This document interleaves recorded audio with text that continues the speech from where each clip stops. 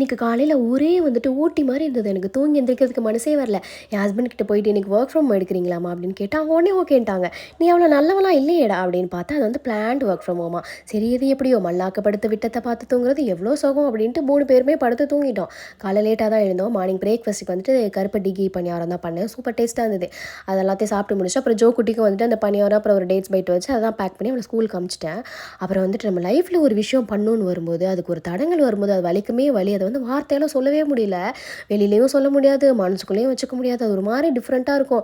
காலையில உட்காந்துட்டு எதேதோ யோசிச்சுட்டு இருந்தேன். வாழ்க்கையில வாங்கின மொத்த செருப்படியும் கண்ணு முன்னாடி வந்துட்டு போச்சு.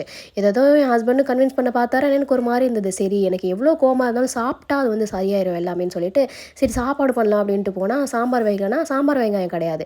சரின்ட்டு பெரிய வெங்காயத்த போட்டு சும்மா ஒன் பாட் சாம்பார் மாரி தான் சும்மா ஏதேதோ போட்டு என்ன போட்டு வச்சேன்னே தெரியல. ஏதேதோ பண்ணேன். ஆனா சும்மா சொல்லக்கூடாது. என் லைஃப்லயே பண்ண one of the best sambar இதுதான் அப்படின்னு சொல்லணும். அவ்வளோ சூப்பரா வந்தது. அப்புறம் அவ்வளோ நேரம் வெயில் அடிச்சிட்டு இருந்தது. திடீர்னு பார்த்தா மழை பெஞ்சு ட்ரெஸ் எல்லாம் நனைஞ்சு போச்சு. அப்புறம் நான் ஊர்லேருந்து கொஞ்சம் பிளான்ட்ஸ்லாம் கொண்டு வந்தேனா, அது எல்லாத்தையும் கொஞ்சம் நட்டு வச்சா கொஞ்சம் மைண்ட் டைவர்ட் ஆகும் அப்படின்னு சொல்லிட்டு அது எல்லாத்தையும் தான் பண்ணிட்டு இருந்தேன். அப்புறம் என் ஹஸ்பண்டும் எவ்வளவோ கன்வின்ஸ் பண்ணாரு. கன்வின்ஸ் ஆகல. அப்புறம் கடைசியில அந்த ஃப்ரைட் சிக்கன் வாங்கி குடுத்தாரா, மனசுல இருந்த பாரம் எல்லாம் குறைஞ்ச மாரி ஜாலியா ஆயிடுச்சு.